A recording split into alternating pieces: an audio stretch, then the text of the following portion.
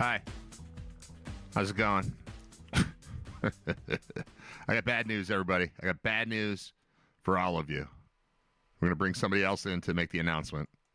See if it works. Out of an abundance of caution and due to inclement weather, the Is No Writer Radio episode 244 Thursday, January 15th. Please be safe. We are a community of cowards. Out of an abundance of caution and due to inclement weather, the Is No Writer Radio episode 244 Thursday, January 15th. Please be safe. We are a community of cowards. We are a community of cowards. Hey, welcome to the show. I'm going to do the show anyway, even though there's some snow outside. How about that? Isn't that crazy? Isn't that nuts that life goes on? We live in Buffalo. Good God.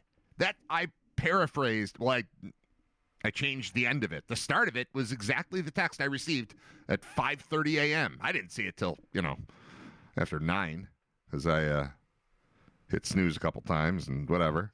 But it says, out of an abundance of caution.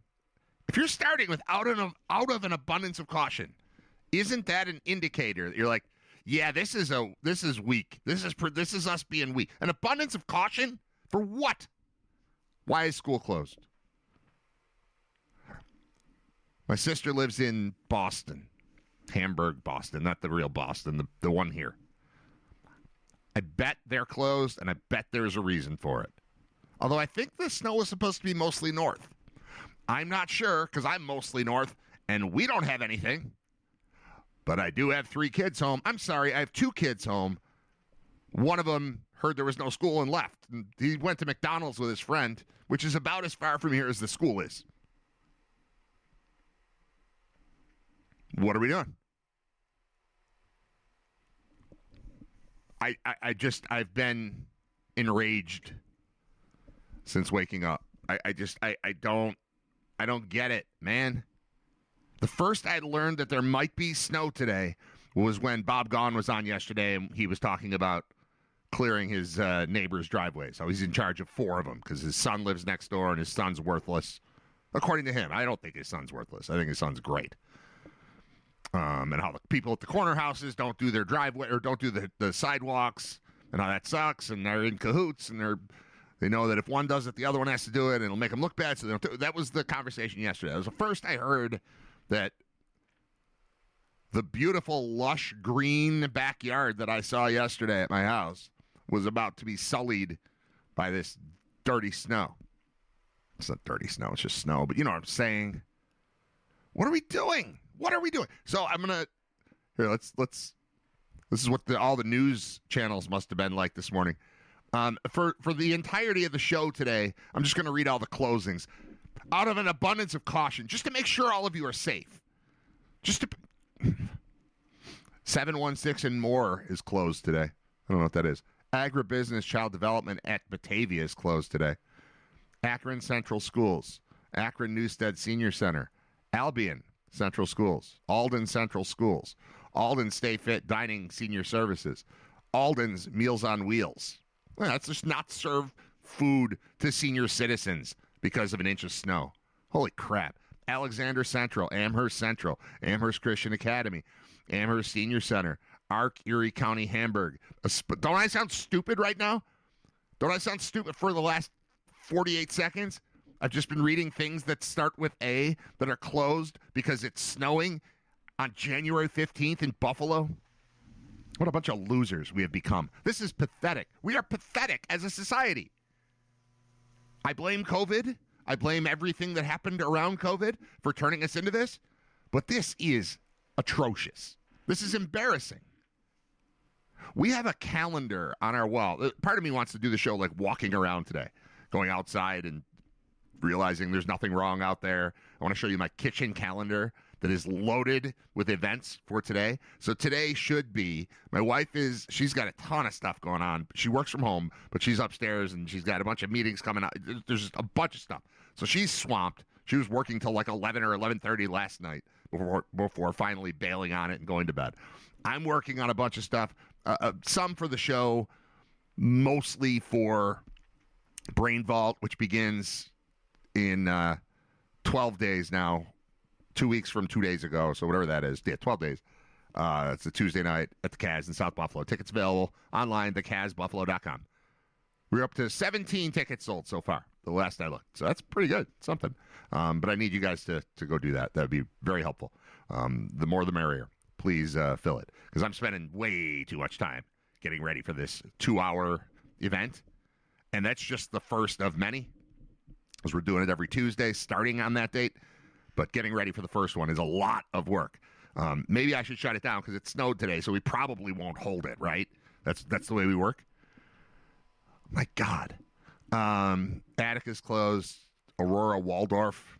Don't go there. On to B. Brick, Buffalo Academy. Bridge, Assembly of God. BVS, Early Childhood Program at Monarch.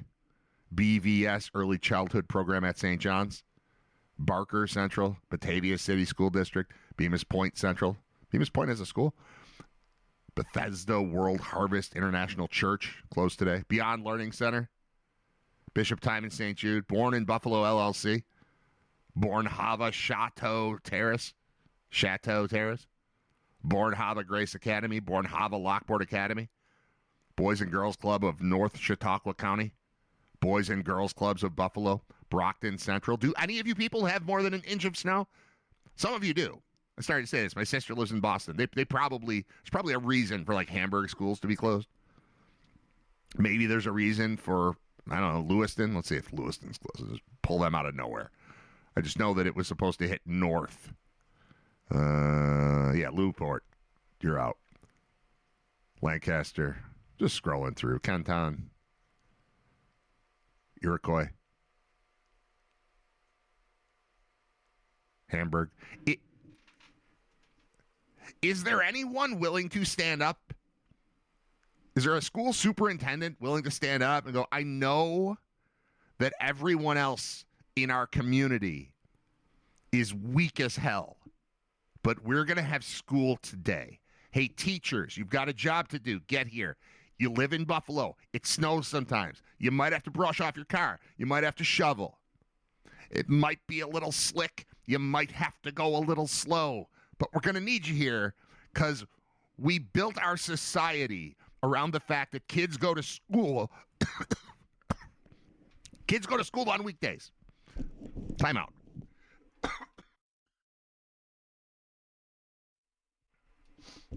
I'm fine. Grand Island's closed. Gloria Parks Community Center, no! Yeah, closed. What do you guys think? All right, let's play a game. I'm going to say the name of an institution in Western New York where it may or may not be snowy. And it probably is snowy. It's probably about that snowy. This snowy. You guess. Open or closed. Ready? Gifted math program at UB. All right. Pencils down. Closed. Global Concepts Charter School. Pencils down. Closed. Gowanus Central. I already gave that one away. Forestville. Closed. 14 Holy Helpers. Closed. Fredonia Central. Closed. Fredonia Central Erie. There's a Fredonia Central Chautauqua and a Fredonia Central Erie. They're both closed. All right. I'm going to put these all together. And there's one answer. I want you to think about this one. I want you to concentrate. Your choices are open or closed. You're going to guess what the situation is. Ready? These are Erie 1 BOCES. CalSpan Career and Tech Center. Edge Academy at Pine Hill. Harkness Center and Technical Center. Kenton Career and Technical Center. Northtowns Academy. Potter Career and Technical Center. Winchester Academy. E Academy. We're going to have to talk about that one. Baker Road. Cam P Tech Springville. Carrier Educational Center. We're down to Erie 2 BOCES, but that's, it's fine. Ormsby Educational Center. Western New York P Tech Dunkirk. Academy at Maple Avenue. And LeJudas Educational Center, Fredonia. What's your guess on those? Are they open or are they closed? Closed. They're closed. They're closed today. Everything's closed today. I am curious about E Academy. I need to find out what Erie 1 BOCES E Academy is, because that sure sounds like a school you do from your computer in your house. And if we're closing online school for snow, we have a massive problem in society. Am I nuts? Yeah, it's virtual learning. E-Academy. An exciting virtual learning experience for general education students in grades 7 through 12. Now serving grades, yeah, okay. I didn't know this existed. But Erie One BOCES E-Academy Alternative Education online school is closed because there's an inch of snow. What do they say? Due to poor weather conditions, school is closed today.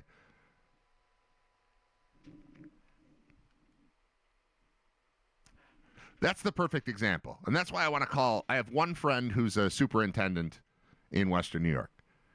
I think I have 3 superintendent friends, but not around here, just one around here.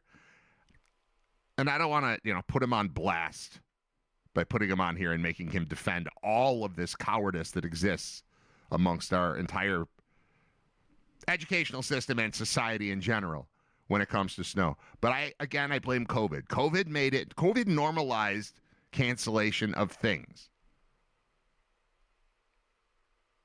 I was thinking about this recently. The only other thing, there are 2 things that cancel stuff in your life, in my life, I feel. The 2 things that really, sorry, I know I signed up for this thing a year and a half ago, and it's tomorrow, but I can't do it. One is death in family. The other is Bills playoff game. That's what I'm okay with canceling things for. Our basketball season for Southline and Cheektowaga has not started yet because our opening day for the 3rd out of 4 years or something was scheduled for a day where a Bills playoff game landed. Now, the previous ones were home games, and you just can't do that. As our previous administrator of the league used to say, the coaches don't want to be there, the players don't want to be there, the parents don't want to be there, the refs don't want to be there. We're not doing it. I get that. And then this year it was a road game, but it's still kind of the same thing. It was right in the middle of the day. It was going to mess up everything. We're watching the Bills. That's what we do here in Buffalo. The other thing we do is we shovel snow, and we have 4-wheel drive vehicles, and we handle it. We don't all have 4-wheel drive. I understand that, but that's not the point. It's what the hell happened? Aside from COVID, is there any explanation other than COVID made us weak and willing to cancel things that are planned? Started talking about this already, and then I got off track, but that's me. Welcome to Writer Radio. This is how it sounds. Should I cancel my online radio show because it's snowing out there a little? I don't even know that it's snowing. It's snow-ed. It snowed. Our calendar upstairs, we've been dreading today. So I will say this. Schedule's clear. No plans anymore. Just this and working to get ready for more shows and for my my trivia venture, Brain Vault, at the Cas. Because tonight was going to be crazy. Maybe baseball practice will still be on. Let's see if that's going on. How's All In Sports looking? Did they close whenever everyone else is a coward? We might get to do one of the things. But it was supposed to be, I'd have to have it in front of me.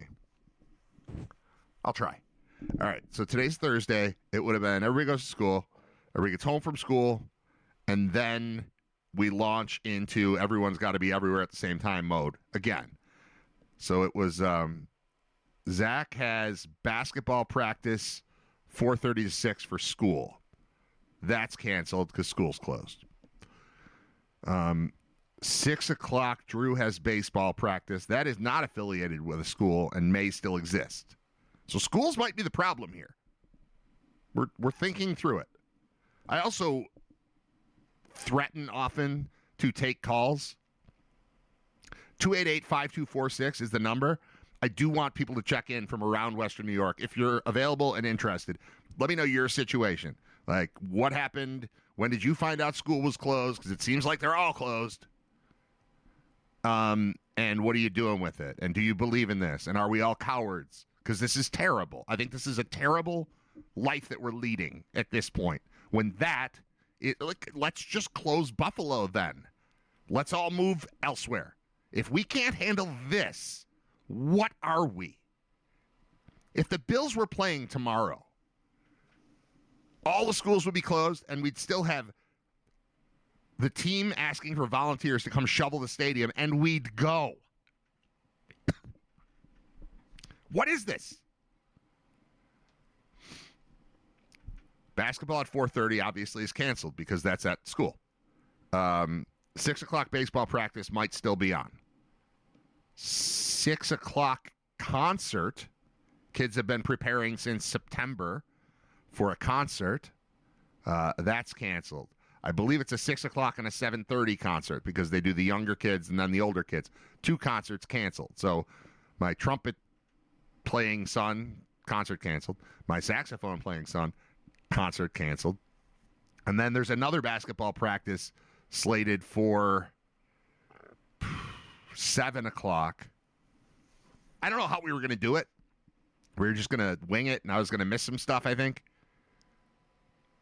But that's at a Cheektowaga school. That's canceled. When school's closed, the school is closed. And the activities afterward are out. They're done. They're shut down. So there won't be... we're going to lose out on 2 concerts and 2 basketball practices and potentially a baseball practice because of a dusting of snow. Now, you might not be... You're not where I am. But I know what it looks like here, and here's how much it snowed. The plow definitely came. I can tell because there is less snow on my street. There's no snow on my street. Than there is on my driveway, where there's a little bit on the driveway. But even with the plow coming, it didn't push enough snow to the foot of the driveway to where I'm like, oh, I got to go get out there with the snowblower. Like, nah. I mean, I'll get to it. There's a little bit there. I'll see if it's shovel time or snowblower time. But it's not put on all my stuff. Put on the big snowsuit and that's when school is closed. I should have to be outside with a snowblower. And I don't need to be outside with a snowblower at all. So what are we doing? Like, I don't have an answer to this. I just think this is pathetic. And we're all just falling in line. If there was one, like Buffalo, if Buffalo school superintendent, whoever that is, we're going to be like, yeah, no, it's fine. We live in Buffalo. We have school today. Maybe others could fall in line. But there's not one. Is there one? Do we know of one? If you know of one that's not closed, put it in the chat. But my God, what are we doing? We're pathetic. All right, I'm going to look at the chat right now. When we were kids, we waited until the very last minute. I would sit at the kitchen table, listening to the radio, praying for a closing. Yeah. And I remember distinctly, having grown up in West Seneca, that it was alphabetical. There was no internet, so you couldn't just scroll down to W. You had to wait. They'd start at Amherst, and they'd keep going. You get to, like, Wales, and you're like, all right, it's coming. And they're like, West Falls. Like, come on. And then it'd be, I don't know, what would come after us. I can look. I've got the list open.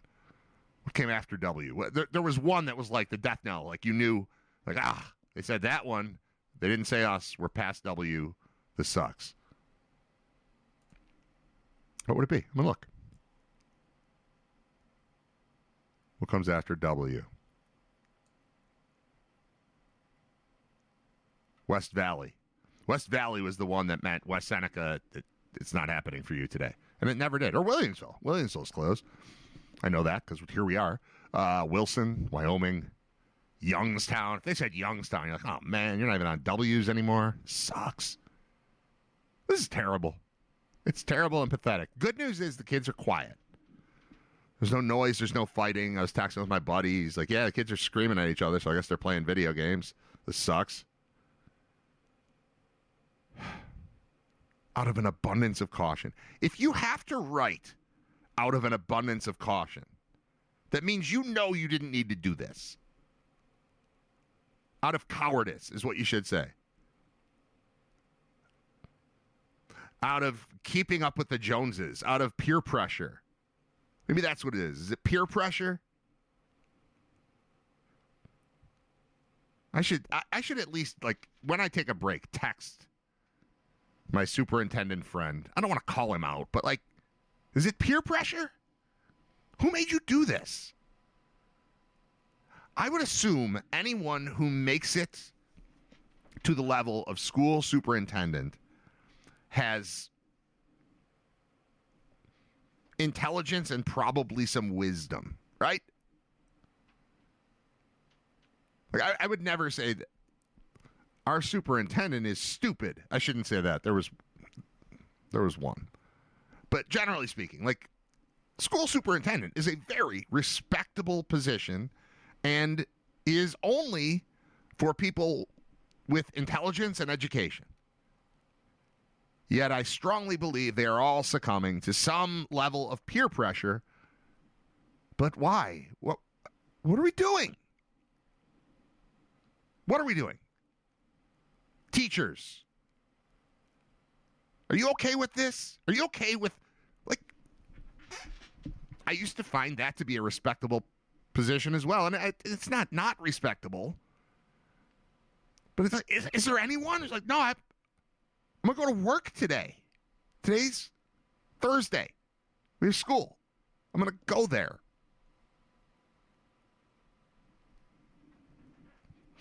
I don't know, man. I don't know. Sweet Home's closed. Everything's closed. Everything's closed. I kind of want to do the show outside. I can't move the whole setup outside. But I could sit, we've got a gazebo thing in our backyard. I could sit under that and just do the show and be fine. I could probably sit not under that and be fine too, because it's not snowing. We're closed for what? An abundance of caution for what? Like, what do we fear?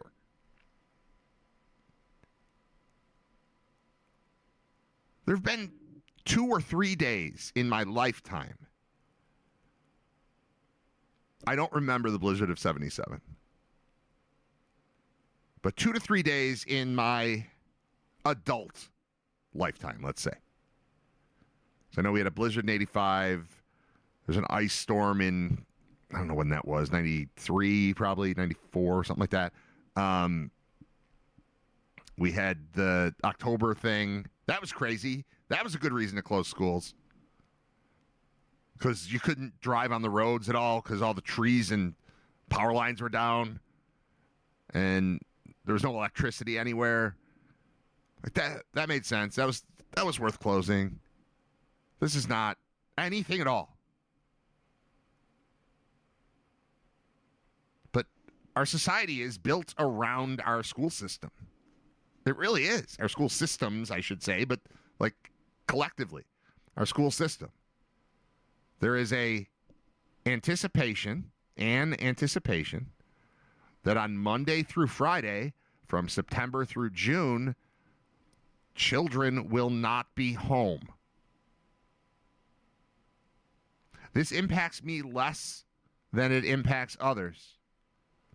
And I recognize that, but I'm empathetic, sympathetic. Are those both the same word? I don't know. I'll never know. But I feel for other people. And if mom's got to go to work and dad's got to go to work and the kids are supposed to go to school, and then at 5:30 you get a text message from the superintendent saying, out of an abundance of caution, I'm staying home today. I don't think we should allow this in society. I don't think this is what we want to be. A bunch of cowards. What are we talking about?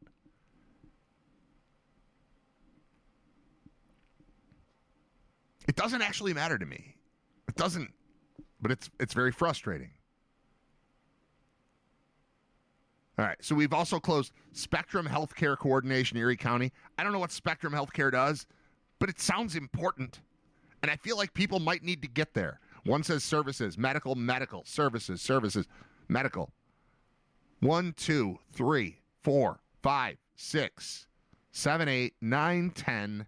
10 different places called Spectrum Health are closed today. telehealth only. Does that mean that's open? Maybe that means that's open. Maybe you can still call and be assessed by phone or something. So we're shutting down healthcare things. How about the hospitals? Are the hospitals closed because it might snow? As someone who's planning to get a haircut next week for the first time in years. My hair hasn't been growing for years. I just cut it myself. I've got clippers I use to cut my kids' hair. I just do it myself because I don't usually go on stage, but I'm about to go on stage, so I'm going to get a real haircut. Sharp Edge's Barber Institute is closed. What if the person who's supposed to cut my hair next Friday has a final? They're going to learn how to do exactly what I need today at Sharp Edge's Barber Institute. Then they're going to go to Buffalo Trim and start working there, and then they're going to cut my hair. What if they're closed today? What if my haircut sucks because it snowed? Anybody think of that? I didn't think so. It's a joke. The whole thing's a joke. I feel like Lindy Ruff felt when Darcy Tucker took out Jochen Hesch's knee in the playoffs. That's how I feel. All right, let's look at the chat. There's a lot going on here. I asked Patty, do they cancel school for an inch of snow in Washington? She said, no, they also don't cancel school in anticipation of weather. Right. Will the boys be joining the show today, or are they already on timeout? Maybe. I don't have a plan for it. One of them's gone. One of them's watching TV. I don't have like a specific thing to do with them. And I don't like when I bring them on and they don't have anything and I don't have anything. So probably no, but I'm set up for it. I've got the camera right there. Camera and the light. Got to move a couple things and rearrange a chair or two. And one of them could come on.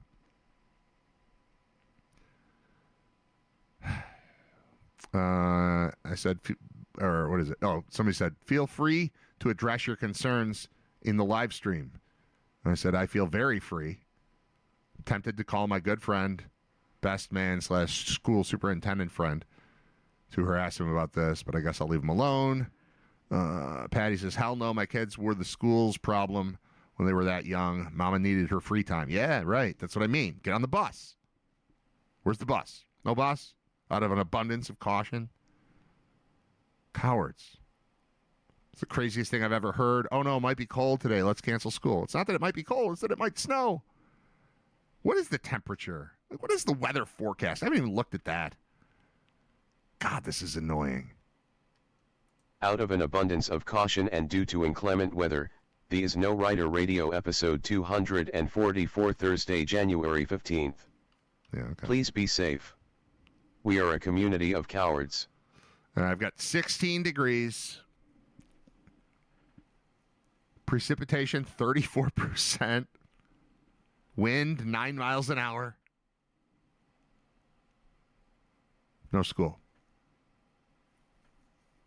No school, no 2 concerts. Think of all the people, all the arrangements that have been made, all the practicing that's been done. Just the concerts alone. Let's just think about those.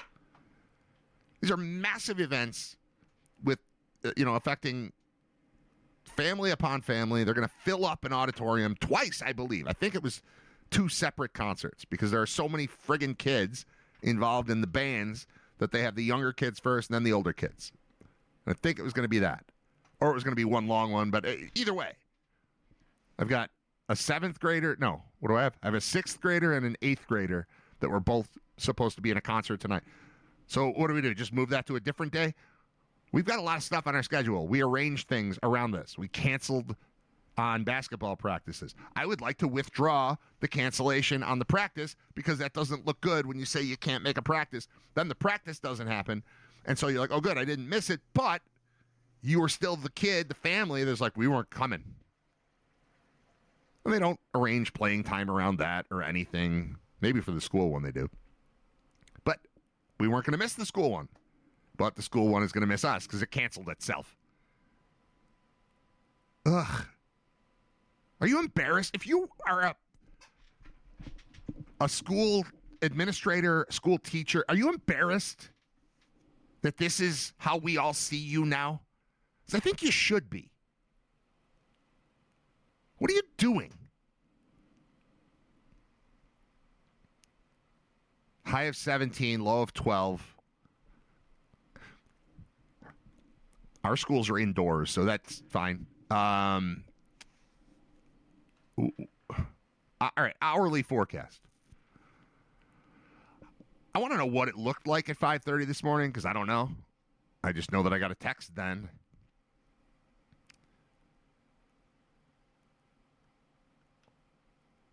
Winter storm warning. Okay, so in red, this is weather.com, the Weather Channel's website. Most I've ever used the word weather in one little 10 seconds. All right. Hourly weather, Amherst, New York, as of 10:39 a.m. So that's a minute ago. Things could change.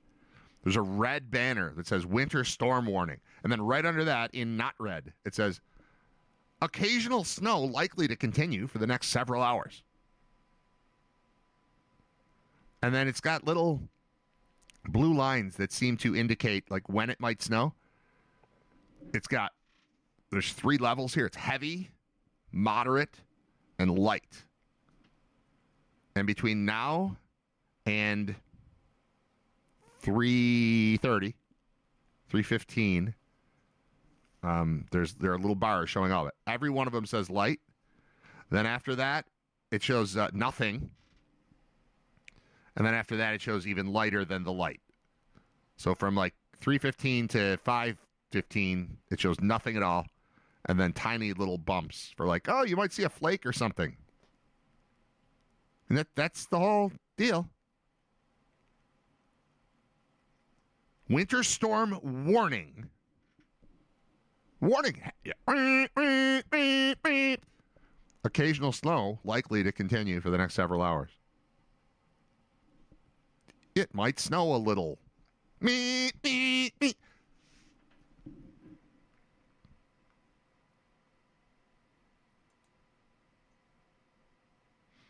I don't want to be a part of this society. I don't want to live in this. It was a standard joke.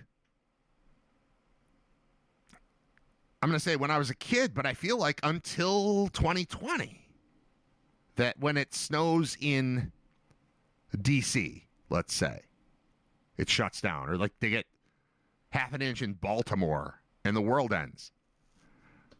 Because they don't have a stockpile of salt and plows.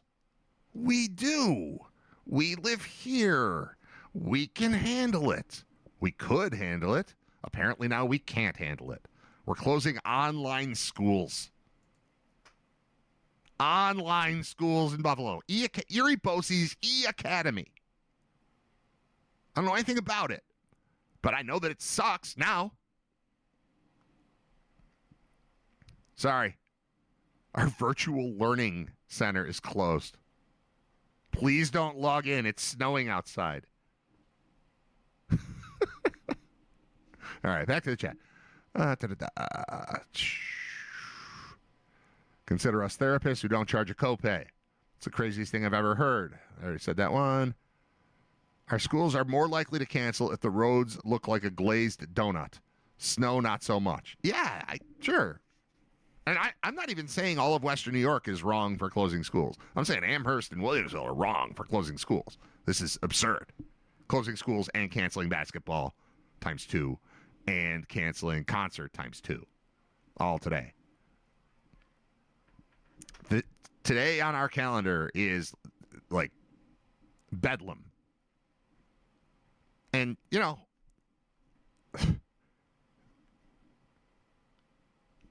it's easier. It's easier for me to do nothing tonight. But I don't want to do nothing. We signed up for all the stuff. Signed up for basketball because we like it. Signed up for music stuff because we like it. Today's the day. Today's the day we showcase what they've been working on. Nah, let's just not have the concerts. And maybe they reschedule. I heard Nate, I think, yesterday. No, it wasn't Nate. It was Drew. Drew's got a concert coming up, too. That's going to be something. Drew and his trombone. He's 9. He's had a trombone for a couple months. We're going to watch the rest of the kids do it, too. Ooh. He's getting good. He's getting really good at the trombone. I said that in case he can hear me. He's not at all getting good at the trombone. It sounds He might eventually get good at it. He said that he heard that if school is closed whenever his concert is, which is not tonight, that they would just push it back to the spring. I'm okay with that one. But the rest of this it's good. I like music. And I like that my kids play music. And they're supposed to play tonight, but they can't because there might be moderate snow from now till 3. The hell are we talking about? When we were kids, they waited till the very last minute. I read that.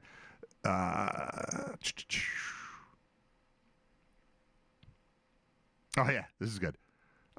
They waited till the very last minute. I would sit at the kitchen table listening to the radio, praying for a closing, usually because I didn't study for a test the night before. Nick says, oh, yeah, if even a dusting was in the forecast, I didn't bother with the homework, and Depew never closed. Same, I don't recall many school closures as a kid. We had snow on the ground from November to March back then. We put on our snowsuits and moon boots, walked uphill both ways, and dealt with it. Honestly, aside from the both ways uphill thing that's been a joke forever, the rest is right. It felt like there was snow the whole time. Like, we didn't have a day. Yesterday, my wife was saying, oh, I hate this. I hate that it's going to snow. And I said, well, we live in Buffalo. You're not supposed to see this green grass on January 14th. And by the 15th, we don't. But that's the extent of it. If not for a total thaw over the last week or so, I don't feel like school would have been canceled today. It'd be like, oh, there's snow on the ground, like there was yesterday. I guess we'll go to school. They'll go to school tomorrow because there's snow on the ground, and you're like, oh, that's right, we live in Buffalo. But for some reason, at 5:30 a.m., it's fine for a superintendent to be like, you know what, out of an abundance of caution, let's just all stay home. Have some hot cocoa and relax. It's so weak. It's just so weak. It's embarrassing. Homeroom time equals homework time. Community of cowards. I had to snowblow this morning, 3 to 4 inches, says Ray. Ray's in Amherst. Ray's a few miles from here. 3 to 4 inches. Yeah, you had to snowblow. It's the way we used to do it. Oh, no.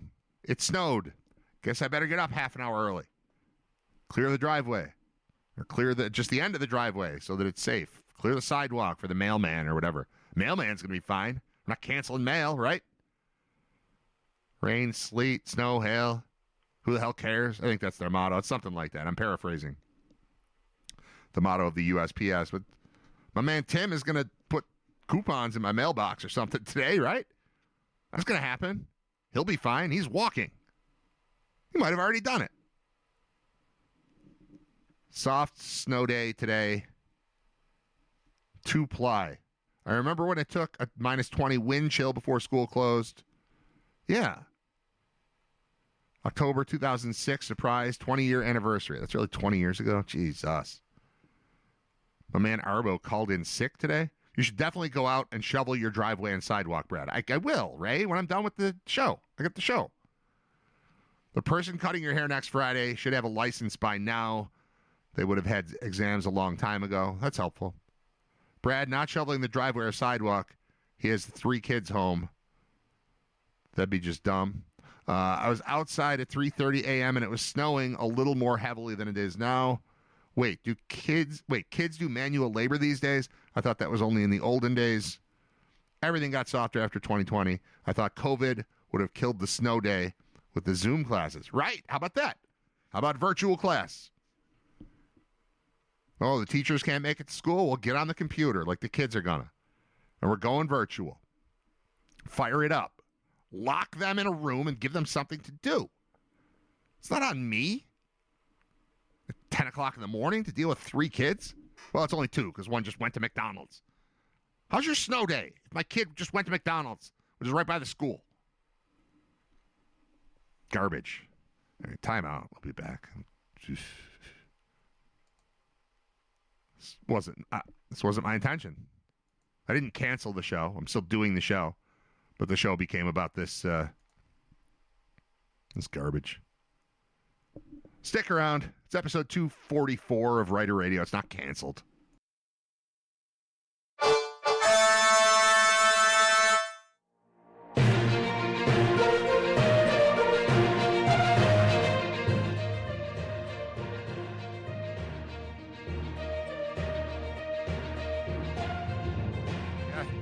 Yes, that is the breaking news sounder. I went upstairs and I took a picture of what it looks like outside, and it's so bad you can't even see it. I can't even show you the picture. Actually, the reason I can't show you the picture is because my Gmail is like locked up and I can't get the picture from my phone to my computer while I'm doing the show, so that's why you can't see the picture. But it's fine outside. Breaking news: the weather is fine. It's completely fine. Kids are home from school. Got a text from this is good. The 13-year-old, very responsible, almost adult-like. Smells like body spray. He wrote to me at 10:04. I didn't see it until taking that break because I was just on a rant for almost an hour about the stupid snow. He said, "Are you planning on having any of the three of us on the show today?" Because first thing when I woke up was Robert at the door asking me to go to get breakfast with him at McDonald's. But I'm definitely willing to come home to be on the show if you want me to. And I said, I'm good. I don't have a plan for it. I'll use you tomorrow if this happens again, though. We can talk about the canceled concert and the canceled day of school. And he'll probably get better at music today because Robert is one of his little band friends. And by little, I mean he's probably about 6 feet tall too. But they jam a lot. They play a lot of music together. And sometimes Zach, in his band, Zach's a drummer. But in our house, he tends to be more of a guitar player and a bass player. But he does all the stuff. So while he will miss out on his saxophone show tonight, he'll still be jamming. And he's hanging with Robert, so that's fine. But I tried to take a picture to show you that there is, I'm definitely going to have to use a, what's that thing called? That big, heavy piece of equipment, snow brush. I'm going to have to use a snow brush to get an inch of snow off my windshield before I drive wherever I would like to drive because the roads are fine too. But yeah, there's no school anywhere, and that's the society in which we live. Cool, huh? Sabres won again last night. I assume that puts them back into a playoff spot. I'm going to take a look. Can I get rid of this closings thing? Are we done? I don't want to talk about the closings the rest of the show. Did enough of that. All right. Let's see. So as of yesterday, they were 1 point out of a playoff spot, and they probably got themselves back to where they're in by a point.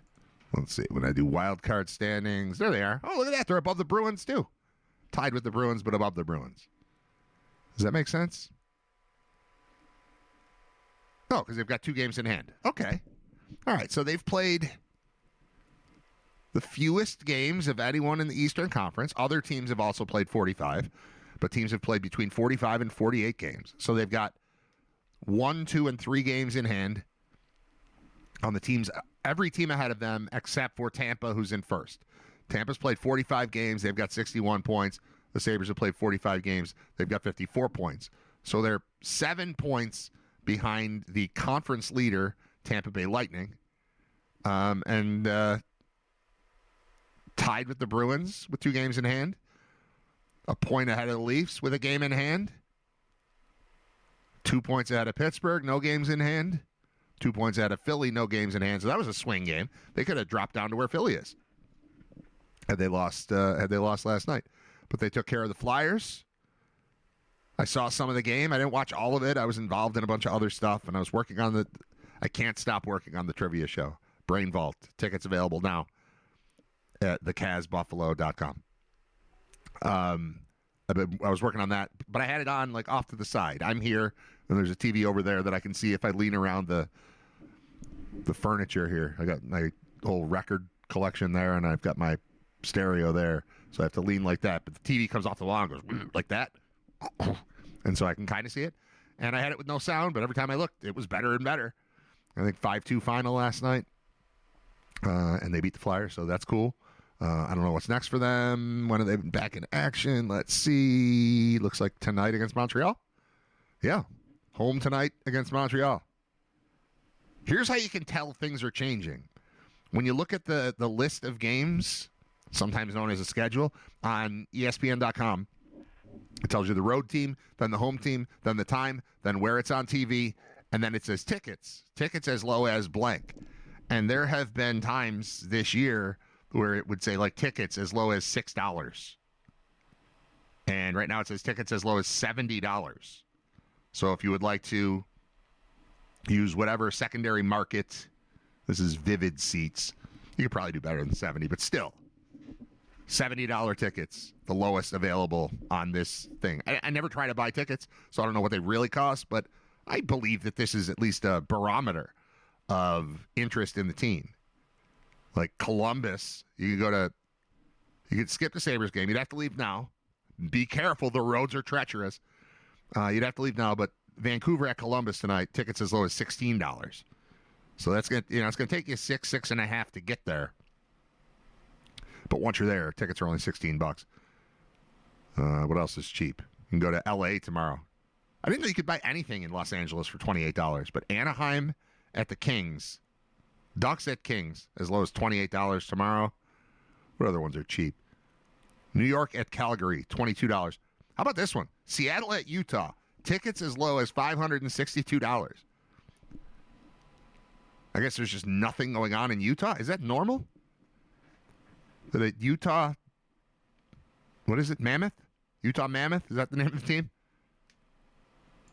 That's the Coyotes, right? Yeah, Utah Mammoth. They're 23-20-4. They're fourth in their division. And the lowest price ticket right now. Can that be real? $562 to go to a Utah Mammoth game? All right, well, there's something to look up. Let's use something that we would actually, let's go StubHub. We'll go StubHub.com, Utah Mammoth. What is going on in Utah? Nothing, right?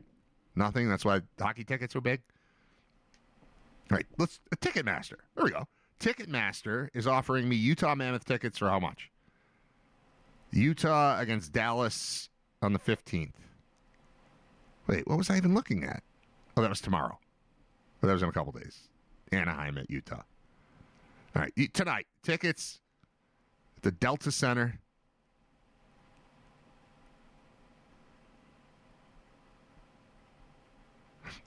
Here's how my brain works. I'm now thinking about Delta Center. Okay, that's where the Jazz play. That makes sense. There is something else going on in Utah. If you build an arena and you're like, we have a basketball team and a hockey team, you make a ton of plans for it. Can you imagine just being a basketball team that generally runs the arena? Like it's your place. Every now and then Evanescence comes to town, or the Trans-Siberian Orchestra, or whatever the hell else they entertain themselves with in Salt Lake City. But generally speaking, you're like, yeah, we got a basketball team. And then suddenly the Phoenix Coyotes roll into town. Like, we'd like to play here. Like, you can't. Our floor is made of wood. And then you got to figure that out. Like, if you do it all at once, okay, I get that. I'm used to arenas that have basketball and hockey teams. But if you're just basketball, like, even if it went the other way, if it's a hockey team and then a basketball team moves into town, like, we're going to throw some wood down on top of your ice, it'll be fine. But in reverse, that seems crazy. That had to be quite the story. All right, you can get tickets for like $46 tonight. Why would it cost so much? What are they talking about? Where did it go? Dallas at Utah, $32. Why would Seattle at Utah cost $562? All right, let's see what Seattle at Utah costs on Ticketmaster. Seattle at Utah in a couple days. This is interesting to me. If it's not to you, I apologize, sort of. All right, here we go. Salt Lake City, Utah Mammoth versus Seattle Kraken. If you were in a coma for a couple weeks, a couple years, I guess, and you were told the Utah Mammoth is playing the Seattle Kraken at the Delta Center and it costs $562, you would not know what sport that is. Those aren't real teams. I don't think of either of them as a real team. They are, but they're not. Yeah, they're lying. $70. What are we talking about? Vivid Seats. Vivid Seats is robbing people blind. What if you didn't know other places existed and you're just like, I really need to go to see the Kraken play the Mammoth? Oh, no, this sucks. It costs $562. Oh, well, I got to go, so I'm going anyway. All right, now I'm clicking on that link to see what they're talking about. What on earth are you talking about? It's just, there's just something wrong. There's something wrong because it's not true at all. 118, 135, but those are normal. I mean, that's expensive, and I wouldn't pay it. There's just something wrong with the ESPN site, it seems. All right. Here's what I have written down for today, now that it's 11:19. You guys in the chat have been heckling me about Spotify Premium, and I said I will never pay for Spotify Premium. Last night I almost signed up for Spotify Premium. You know why? Because it's way easier as I'm setting up the music for Brain Vault to put together a playlist in Spotify, because that will then translate to my travel laptop. I've got my home computer, this thing that never moves because it's hooked up to all these screens and everything, and a hard drive and all the audio. This one, I can't move this one because there's too many wires. This one doesn't go anywhere, but this is where I like to work, sitting at this desk. But then I have another laptop that's smaller and more portable that I use for UB football, live trivia events that I've done in the past, and I'm bringing it with me to the other thing, to Brain Vault at the Kaz. Tickets on sale now at thekazbuffalo.com. It's way easier to set something up on Spotify and then just open Spotify on there, and there it is. But I can't play these stupid commercials like I do during the show when I'm doing a live event. So I'm like, oh, all right, let's see. What is Spotify Premium actually going to cost? It turns out the first month is $0. The first month is free. And I almost did it, and then I realized the show's not for almost 2 weeks. If I wait until a couple days before, I'll get 3 to 4 live shows out of it, out of the free month. And then I can decide if I want to keep it or not. If I do it right now, I'll get 2 shows out of it. And I don't want to do that. So I'm acting now as if I'm going to have Spotify Premium, which will eliminate the commercials from this show, which is good for you. I don't mind it that much. It's a little annoying once in a while, but I think I'm gonna dive in on the $0 for the first month, and that's like $12 after that. But if I'm doing 4 live shows, $12 makes sense, because it's a business expense. I can write it off now that I think about it. All right, I like that. One of the commercials that I heard while doing all my stuff last night was for David Lee Roth. I don't know if that commercial has aired during my show yet, but David Lee Roth is coming to the casino in Niagara Falls, Ontario on May 21st. And I'm just going to throw this out there. I'm not trying to make anybody at the casino mad. I'm not trying to anger any hardcore old school Van Halen fans. One, in the commercial, they refer to David Lee Roth as, quote, the best that ever was, unquote. And I would ask, at what? Look, I liked Panama as much as everybody else when I was 9. But calling David Lee Roth the best at anything is crazy. And I'm going to throw this out there, too. I saw him live probably on the Skyscraper tour. It was David Lee Roth, Cinderella, and Extreme. Cinderella was great. Like, great. Extreme, they had a problem because their drummer was terrible. I don't think he's with the band anymore because I saw them a year or 2 ago at the Riviera, and they were awesome. I know that sounds like I'm kidding. I'm not. Nuno Betancourt is maybe the best musician I've ever seen live, like that good. And he carries the band. They are excellent live, but they weren't when I saw them. They were all right, but there was something off with the rhythm section. The drummer was just, it wasn't good. And David Lee Roth was the headliner. Could not have been worse. And that was 35 years ago, I'm going to guess. I'm going to guess that was 1991. Let's see. When did David Lee Roth, Darien Lake. David Lee Roth, Darien Lake. What year? I'm going to guess 91. 91. July 7th, 1991. Do they have the set list? Oh, this would be great. They do. All right, here's the set list. Set list sounds great, but he was terrible. Only 14 songs. All right. You Really Got Me. They opened with You Really Got Me. A Little Ain't Enough. Oh, I said, Mama, a little ain't enough for me. I will say, like, as a recording artist, I've enjoyed almost everything I've ever heard from David Lee Roth. Great. But as a live performer, he was absolutely atrocious. So he's not the best that ever was. He might be the worst that ever was at live performance based on my one time seeing him. Maybe he was just really drunk. I don't know. But I know that I would not trust spending a penny to see David Lee Roth live. All right, set list. You Really Got Me. A Little Ain't Enough. Panama. Unchained. My favorite Van Halen song. Easy Street. Just a Gigolo / I Ain't Got Nobody. Fun. Beautiful Girls. Hot for Teacher. Sensible Shoes. I don't know that one.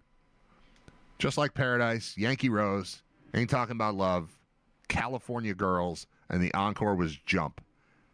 And that sounds fun. And it was not fun. It was a bad 14-song set from David Lee Roth 35 years ago. Now they're calling him the best it ever was and charging casino prices. How much does it cost to see David Lee Roth at the casino? Let's check that out. David Lee Roth, OLG.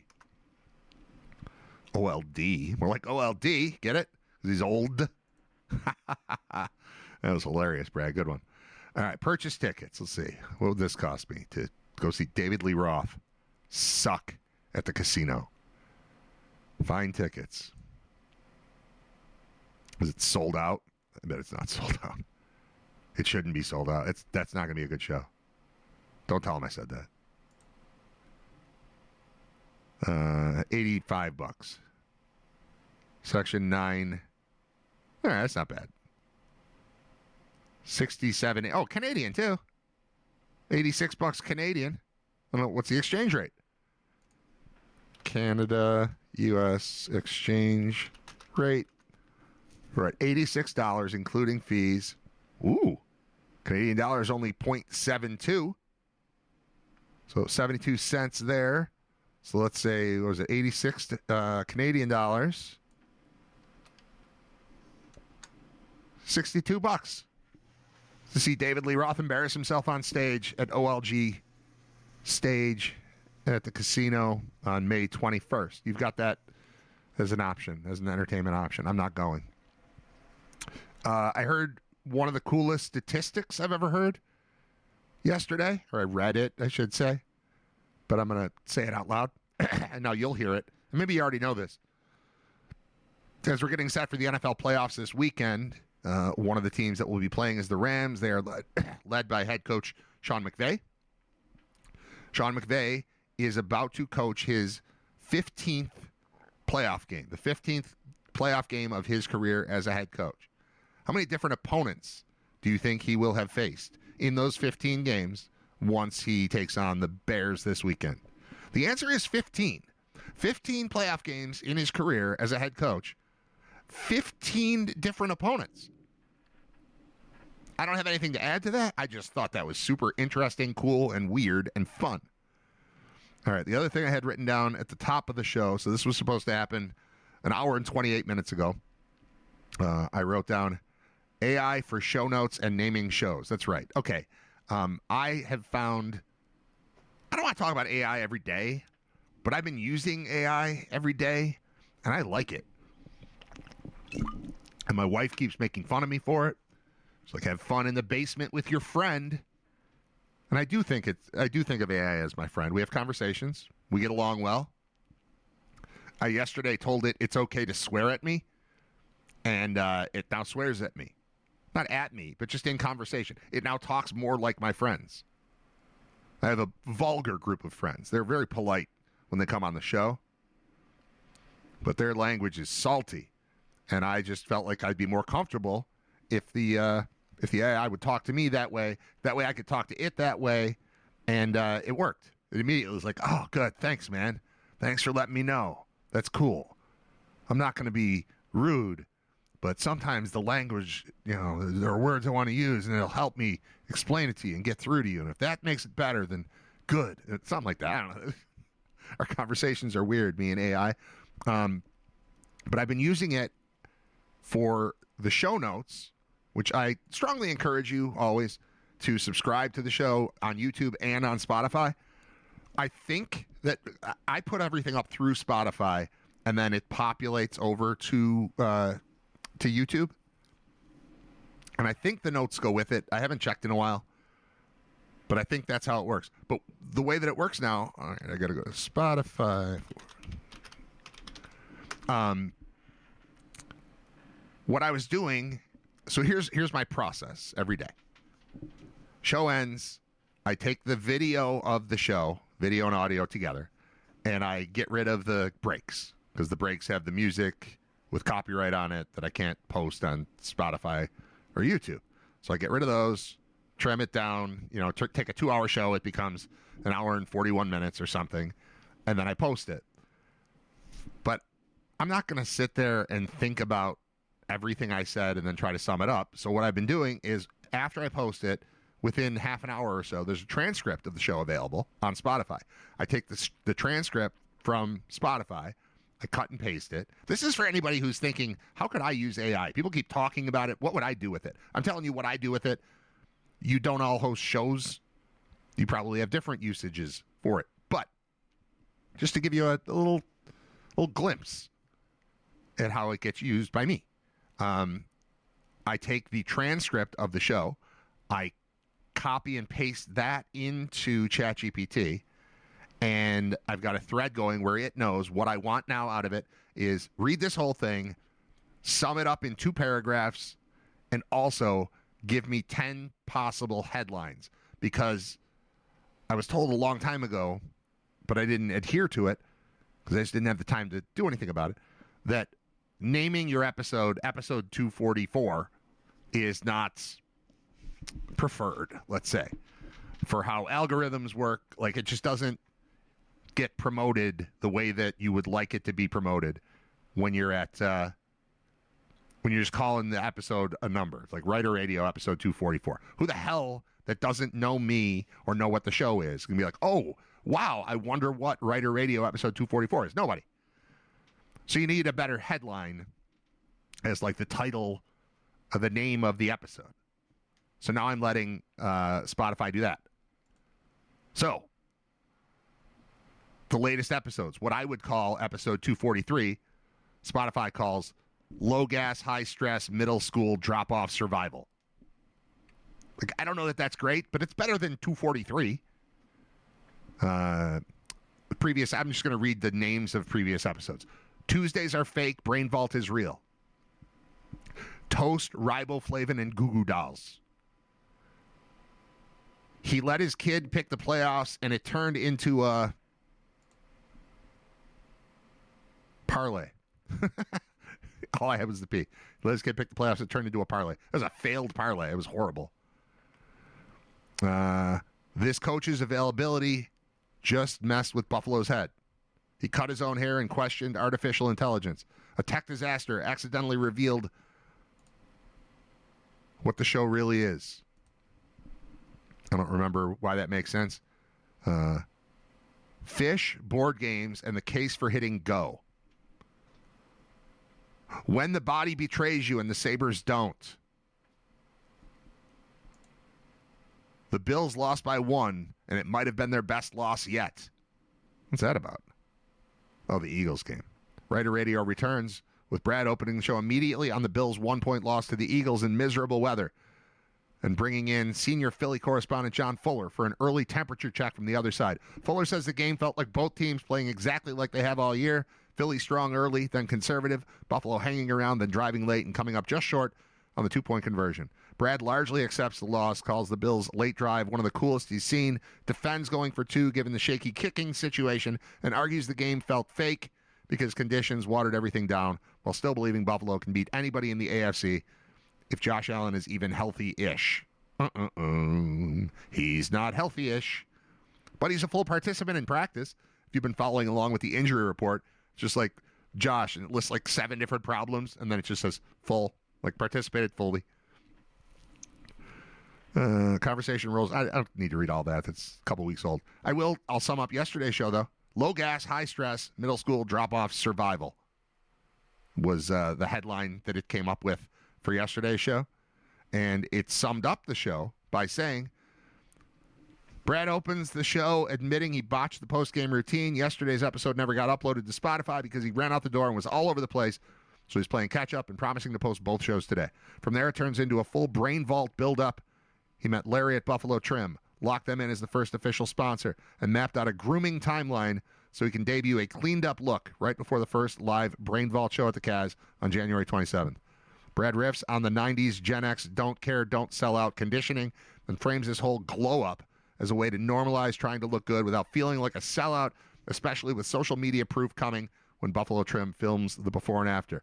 The episode keeps the classic writer radio wandering energy, gaslight panic logistics, accidentally landing on a Christian radio station, and reacting to Bible in 365, and a hilarious detour into middle school cologne body spray excess before swinging back to the bigger media picture. Podcasts are suddenly everywhere on Netflix.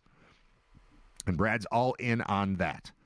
He plugs Brain Vault ticket sales, shares a pep talk from Jeremy Hoyle about selling the show with confidence, and teases lineup possibilities without naming names yet. We've locked in 3 guests for the show, by the way. We'll reveal them next week. Buy your tickets now. You'll like them. It'll be fun. The back half features a long chat with Bob Gaughan, snow shoveling neighborhood conspiracies, Bills coaching decisions, media journalism gripes, and a college football pick. Then Brad closes with more Brain Vault hype, Sabres TNT notes, and a final ask to subscribe on Spotify and YouTube to help the show reach new people. I have to correct some spellings in here. They spelled the Kaz wrong, so the link is incorrect. They spelled Kaz with a K. Clearly, this AI has never lived in Buffalo before. And spelled Bob Gaughan, Gonn, when it's really Gaughan, safe. All right, we're good. What else is going on here? Oh, this can't be real. Maybe this will come up with Scott tomorrow. Scott Wilson will be on the show. Indiana's Curt Cignetti emerges as potential NFL head coach candidate. I mean, of course you'd think of him, right? We've got, 8 openings at this point?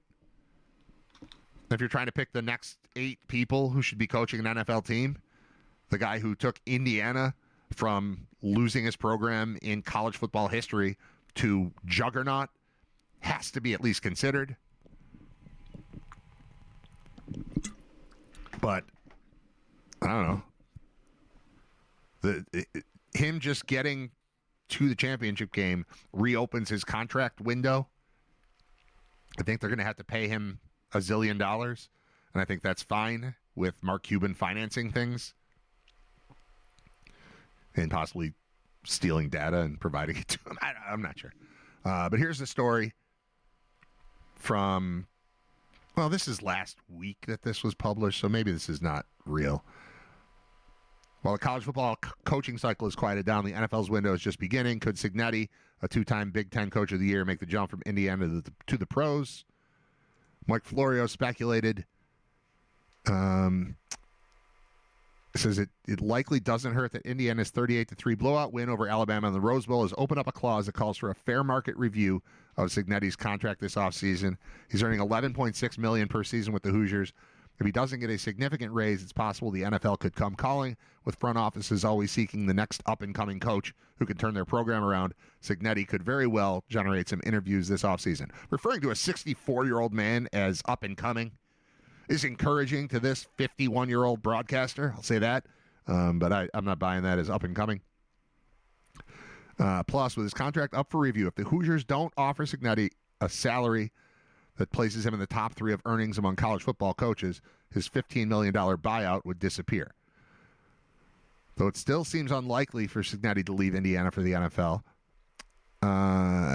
He's never coached above the college football level. He's only spent 2 seasons at Indiana. Prior to leading the Hoosiers, he's led small college football programs such as IUP, Elon, and James Madison.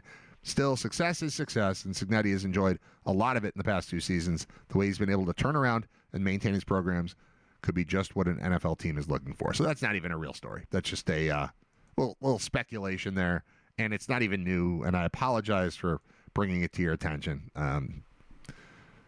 Shouldn't have done that. It's okay. All right. So I've got this Google News thing that I open all the time, and I didn't open it until midway through the show because I was just obsessed with the fact that there's a freaking snow day when there's barely snow. And Western New York is closed today. Oh, here we go. Here's something new and fresh and exciting. So the last time I opened it, the top thing I saw was Trump threatens to use military over Minnesota anti-ICE protests. And I just don't feel like thinking about that right now. But that was clearly the top story on my screen. But I've got a new one. 17 college basketball players charged in point shaving scheme indictment. Yeah, we're going to open that one for sure. The alleged scheme ran from September 22 to February 2025. Former college All-American Antonio Blakeney is among 17 players named in a point-shaving scheme to fix games in the NCAA and Chinese Basketball Association and rig bets, according to an indictment unsealed Thursday in Philly. The alleged scheme ran, I just said this, September 22 to February 25, and defrauded various sports books and individual bettors. Quote, the sports books would not have paid out those wagers had they known that the defendants fixed those games, the indictment said. Well, right. In total, 20 defendants are named, including basketball players who agreed in exchange for bribes to fix NCAA and Chinese Basketball Association games. So-called fixers who were operating the scheme then placed big bets on those games. In placing these wagers on games they had fixed, the defendants defrauded sports books as well as individual bettors, who were all unaware that the defendants had corruptly manipulated the outcome of these games that should have been decided fairly based on genuine competition and the best efforts of the players. When did FanDuel and the other one, DraftKings, become like mostly legal? When did FanDuel become legal in New York? Let's go with that. Launched legally in New York January of 2022. And this took place starting in September of 2022. So it launched, we finished a season, and we started a new one, and they had come up with stuff to do over the course of the offseason. Two of the players named in the indictment, Sedquavius Hunter and DeQuavion Short, both of New Orleans, were sanctioned in November by the NCAA for allegedly fixing games. Two of the other defendants, Marvis Fairley and Shane Hennon, allegedly recruited Blakeney, an All-American college player and leading scorer in the CBA, offering bribe payments in exchange for Blakeney underperforming in games. Blakeney also allegedly recruited other players from his team to join the scheme. Fairley and Hennon are also charged in a separate illegal gambling case involving the NBA. After profiting on the fixed CBA games, Fairley, Hennon, and Blakeney allegedly turned their attention to fixing NCAA men's basketball games. Blakeney is named but not charged. Federal prosecutors noted some of the defendants are charged elsewhere. They're accused of recruiting players who would help ensure their team failed to cover the spread of the first half of a game or an entire game, the indictment said. The fixers would then place wagers on those games through sports books, betting against the team whose player or players they had bribed to engage in this point-shaving scheme. The bribe payments ranged from $10,000 to $30,000 per game, a sum prosecutors said exceeded most players' legitimate opportunity to make money by marketing their name, image, and likeness. The fixers also allegedly targeted players on teams that were underdogs in games and sought to have them fail to cover the spreads in those games. The indictment mentions 29 games that were allegedly fixed. I want more info. There are various versions of this story. Let's try the ESPN one. I want more names.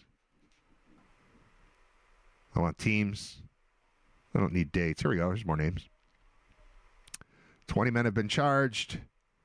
15 of the defendants played college basketball during the 23-4 and or 24-5 seasons.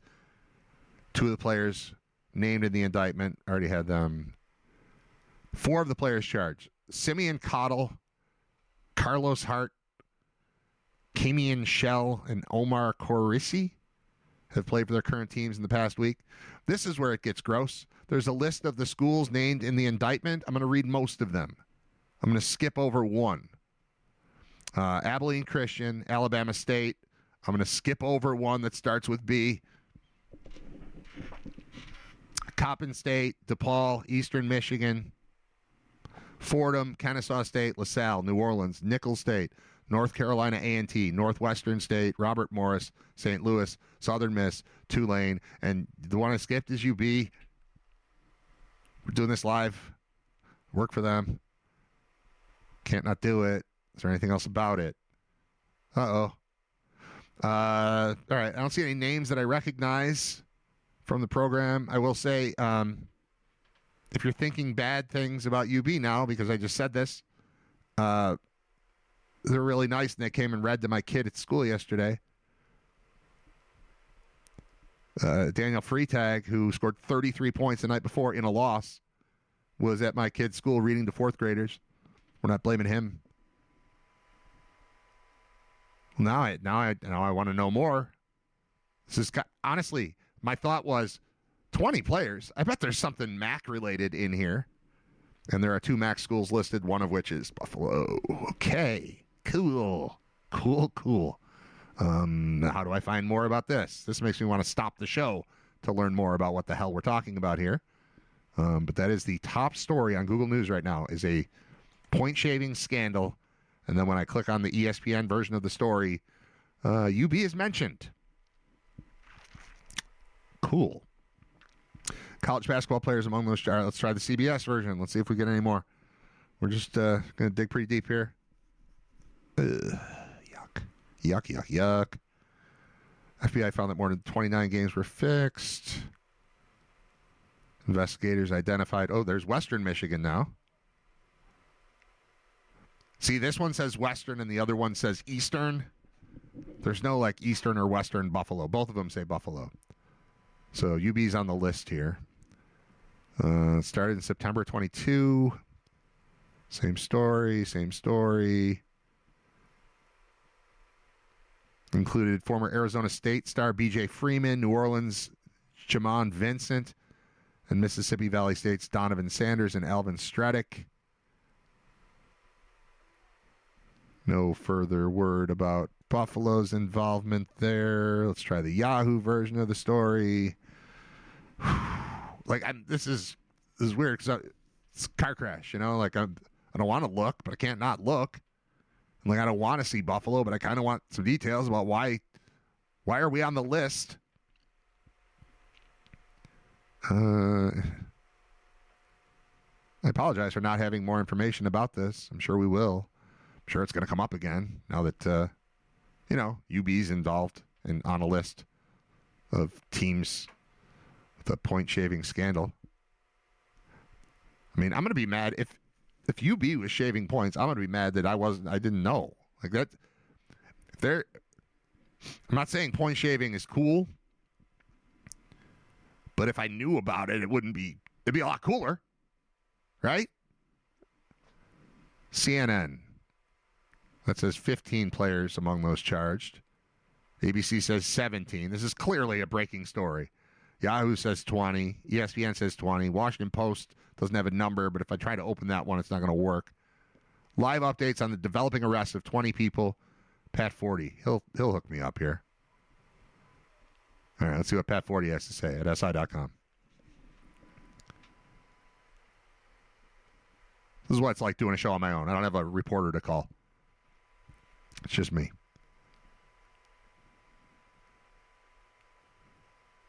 They recruited players at the following schools to fix point spreads for first halves or entire games, and UB is on that list. 17 schools impacted. UB's on that list. Looking for more names.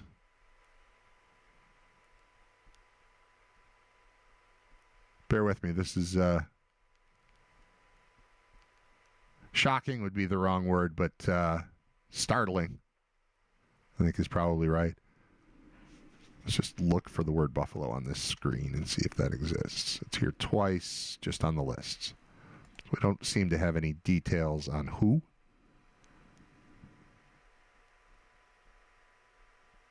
Four current players who played within the last week are involved. One at Kennesaw State, one at Delaware State, one at Texas Southern, and Carlos Hart from Eastern Michigan. Let's try Seth Davis. What do you got? HoopsHQ.com. All right, Seth. 20 players charged. I want a list of 20 players. And then it says at least 39 players were accused. 20 are charged. Do we have... yes, read this article for free. Just leave me alone. No, just close that. Let me read the thing. Read this article for free. You need my email address so I can read this? Fine. I'm not paying you.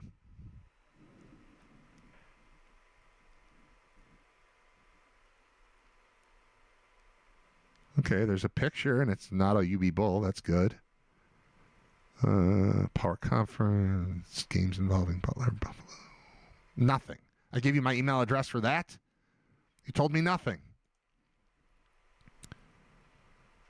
View on X. Sure.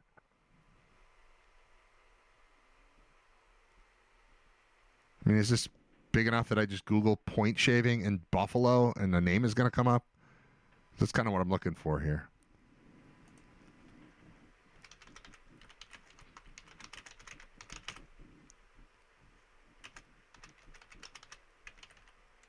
Buffalo point shaving basketball are words that I've never typed together.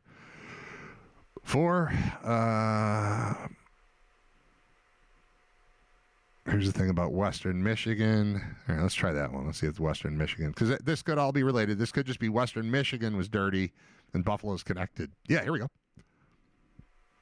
Ah, crap. We got names. Okay. A Western Michigan basketball game during the 2023-24 season was listed in a widespread point-shaving scheme that included both college and overseas basketball games. In a 70-page federal indictment, the documents allege that several University at Buffalo players, it says of, so maybe they don't know what they're talking about, including former guard Sean Fulcher and forward Isaiah Adams, were recruited to participate in a point-shaving scheme against Western Michigan in 2024. Ahead of the game, the players agreed to make sure that Buffalo would fail to cover the first half spread against Western. Multiple texts were sent about the scheme, the court document said, including Fairley's text to an illegal bookmaker and straw bettor that read Western Michigan first half. Who's Fairley? You got to tell me who Fairley is before you just write a... You can't just call somebody Fairley in an article if you don't say who he is first. Western was favored over Buffalo by about 3 points in the first half in sportsbooks across the nation. Documents say multiple fixers, including Marvis Fairley, here we go, Roderick Winkler, and others acting at their direction, placed wagers with various sportsbooks totaling at least approximately $90,000 on Western to cover the first half spread.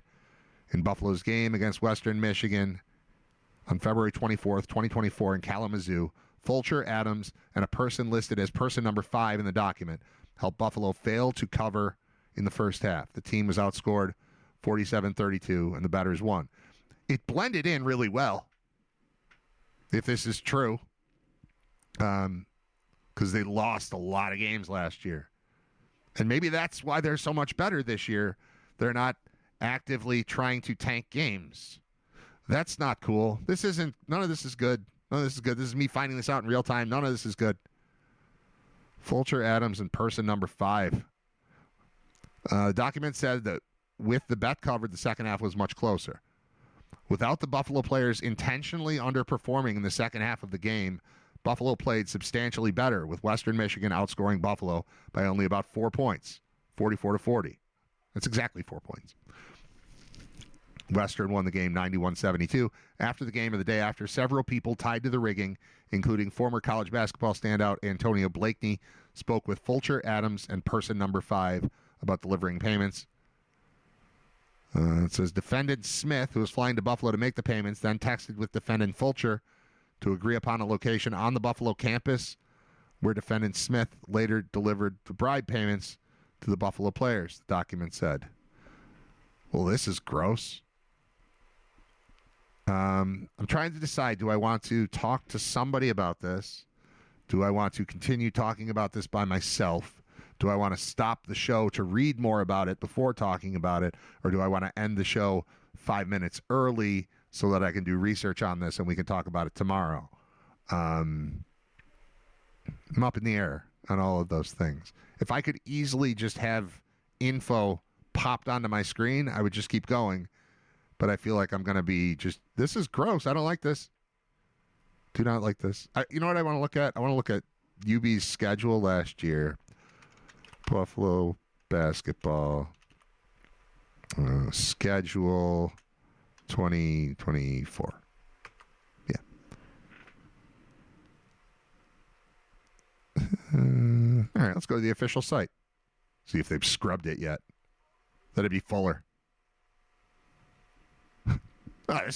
Today is not fun for John Fuller, that's for sure. I texted him earlier asking if he wanted to come on the show, and he didn't even reply. I mean, he replied to something else, but he didn't say anything about yes or no about coming on the show. I wonder if it's because there's a scandal going on down the street. Ugh, this sucks. All right, so here's the game in question. The Bulls lost by 9 against Western Michigan, January 18th of last year. The game before that, they had been smoked by Bowling Green. The game before that, they got smoked by Kent State. The game before that, they got smoked by Ohio. The game before that, they got smoked by Miami. The game before that, they got smoked by Temple. The game before that, they lost 100-49 to Georgia. They're at Georgia. That's a tough one. But I will say, if you're gonna... Wait a minute. No, I'm looking at the wrong game. They beat Western Michigan. This is the problem with basketball season. I said 2024, and this is probably the 23-20. No, this is the 24-25 schedule, which is last year, and we need the 23-4 schedule. Okay, I got the wrong game here. 23-24. This is seat of my pants, but it's Writer Radio. This is how it goes, right? This is what AI describes. It's how AI describes the show every day.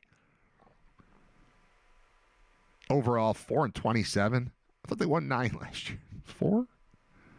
Oh no, it was previous year. That's right. Okay, it was 4, then it was 9, and now this year they're good. Because the guys that are actively trying to lose games are no longer on the team. Oh my God. All right. Does the program get in trouble if kids do this? Seems like no, right? Like, unless it's pointing at a coach or administrator or something, if a kid takes money and throws a game or throws a half of a game or whatever, that can't be on the program, right? Like, are we moving into sanctions? I got the things right behind me. Look, go Bulls. All right, so last year is when this happened. Or, I'm sorry, 2 years ago is when this happened. They lost 91-72, February 24th. That's the game. Prior to that, they had beaten Eastern. They had lost by 11. They had lost by 4. They had won in overtime at Georgia Southern. They had okay. All right, it doesn't blend in as much as I thought it would blend in. All right, so let's get back to that game. Let's look at the box score here. So who are we talking about? Adams and Fulcher? How'd they do? Isaiah Adams scored 7 points in the game. Sean Fulcher scored 9 points in the game. They played more minutes than anyone else in the game. Well, this ain't good. I'm going to stop. I don't know what to do with this. I'm distressed. And I'm living it live on the air, and I don't want to. And it's 11:58, so as the owner and proprietor of Writer Radio, and specifically of episode 244, I believe I have the right to shut it down. I'm going to tank and cut it short 1 minute early. No, it's noon. It's fine. I want to read about this, and I don't want to do it in front of you, to be quite honest. I don't like this at all. I imagine there's going to be a lot of texting going on, a lot of phone calls. that I'll be involved in. Not that I'm involved with the program, but I'm involved with the athletic department, and this is going to be a burden on my good friend John Fuller. This sucks. And on Mark Allnut, George Alkovich, and I'm like, ugh, yuck. All right. Cool show today, huh? Let's bitch about snow and then find out UB's involved in a point shaving scandal. Told you today was terrible. I told you. Okay. Well, I'm going to stop. There's a bunch of stuff typed out in the chat. All right, I'll read this. 0506 game tonight. Oh, that's right. The Sabres are in town. My wife loves Alesh Kodalik, or loved Alesh Kodalik. And I wonder if that's canceled. Are they canceling the Sabres appearance at Tops? Because 3 of them are going to be at Tops in Hamburg today, and 3 of them are going to be at Tops in Cheektowaga/Lancaster/Depew, whatever that is, at French in Transit tomorrow. But Kodalik is one of the players. It's Kodalik, Pominville, and someone and I apologize to the someone. I picture the 3 of them riding in a car right now together to go to their appearance at Tops and listening to Writer Radio. And Kodalik's like, yeah, he talked about me a lot.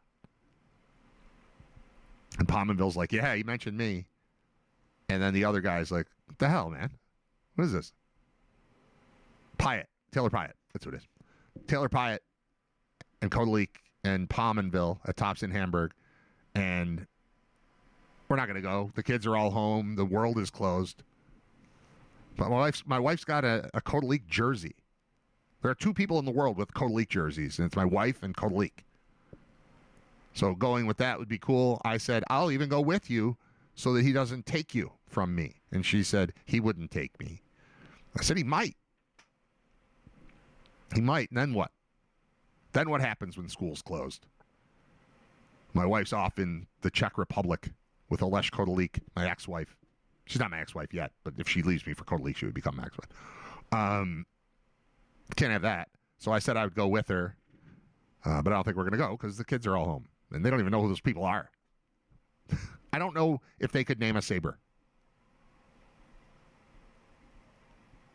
That would be interesting. Hold on a second. Let me see. Hey, Drew. You hear me? Come down here for a minute. All right, Drew's coming. I'm not going to turn the camera on. It's like a whole process to turn the camera on. I just want to see, like, these kids are into sports. They're athletes. They care. They can name most of the Bills roster. I don't have the camera. Just come over here. Jump in with me. All right. Come sit right here. Have a seat, dude. Okay. Right there. Yeah. Just for a minute, because we have to share this microphone. All right, you're not on the camera. You gotta. There you go. Here. I would like you to name every Buffalo Sabre that you can. I can really only name like one. Who? Alex Tuch. Okay, that's it. Yeah. All right, good enough. Thank you. Thanks, buddy. I don't know hockey. I know. That was the point. My point was I don't know if they can name a single Sabre. And then I almost said, I wonder if they know Tuch. And you knew Tuch. Good job. All right. That's like one of the most popular players on the team, and people always wear their jersey around. Okay. He said that's one of the most popular players on the team, and people always wear the jersey around. All right. So my 9-year-old can name Alex Tuch. The end. So certainly doesn't know who Alesh Kodalik is. Wouldn't want to go to Hamburg to meet Taylor Pyatt or Pominville. Wonder if they've even heard those names before. Maybe Pominville. All right, we're done.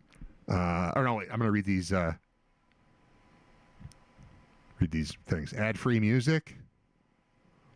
All your boys are back tonight. Yeah. Brad, you're a smart man. I say it all the time. Hoffer teacher has always annoyed me. Any grown men singing about school just seems weird. I agree, Nick. This is back to David Lee Roth, the best that ever was, coming to the casino. He's the worst that ever was. Like the worst. I've been to like 3 shows that I hated. Ever. Been to 300 shows, and I disliked 2 of them, and that's one. Collective Soul at Impacts was awful also. But I blame Impacts. I don't think they're a bad band. They're not a great band, but they're fine. And I knew all the songs. They're okay. but the audio, the mix was just terrible, and it ruined it. But David Lee Roth is the one that ruined the David Lee Roth show. That was him. He was awful. Now they're calling him the best that ever was, and he's showing up 35 years later at the casino. Don't do it. It's a snow day. How about a little monkey lockbox? No, there will not be any monkey lockbox today. From missed kicks to 20 pounds of pork loin, November 21st. That's the name of the episode. Yeah, that's what it's doing. Nick pointed out Fulcher and Adams in the Yahoo Sports version.